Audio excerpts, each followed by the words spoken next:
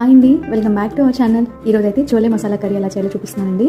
ఈ రెసిపీ మనకి చపాతీలోకి, రైస్లోకి, ఇంకా పూరీలో కూడా చాలా బాగుంటుంది. చాలా బాగా వచ్చిందండి. మీరు కూడా ఒకసారి ట్రై చేయండి. ఫస్ట్ అయితే ప్యాన్ పెట్టుకొని అందులో కొన్ని జీడిపప్పులు, ఎండు కొబ్బరి కూడా వేసి డ్రై రోస్ట్ చేసుకోవాలి. ఫ్రై అయిన తర్వాత మిక్సీ జార్లో తీసుకొని అందులో కొన్ని పచ్చిమిరపకాయలు కూడా యాడ్ చేసుకొని వాటర్ యాడ్ చేసి మెత్తగా పేస్ట్ లా చేసుకోవాలన్నమాట. మీకు చూపిస్తాను చూడండి, చాలా మెత్తగా అయిపోవాలి పేస్ట్. చూసారా? ఇప్పుడు స్టవ్ పైన ప్యాన్ పెట్టుకొని ఆయిల్ వేసుకొని నేనైతే ఒక 2 పెద్ద ఆనియన్స్ తీసుకున్నాను.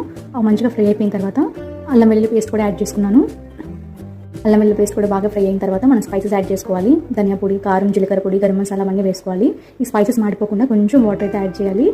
ఇలా ఫ్రై అయిన తర్వాత ఆయిల్ బయటకు వచ్చిన తర్వాత సాల్ట్ యాడ్ చేసుకొని ఒక 2 టమాటోస్ అయితే నేను ప్యూరీ చేసి పెట్టుకున్నాను. దీన్ని కూడా యాడ్ చేసుకొని ఇది బాగా ఫ్రై అయ్యి ఆయిల్ పైకి వచ్చిన తర్వాత మనం కాజు పేస్ట్ అయితే యాడ్ చేసుకోవాలి.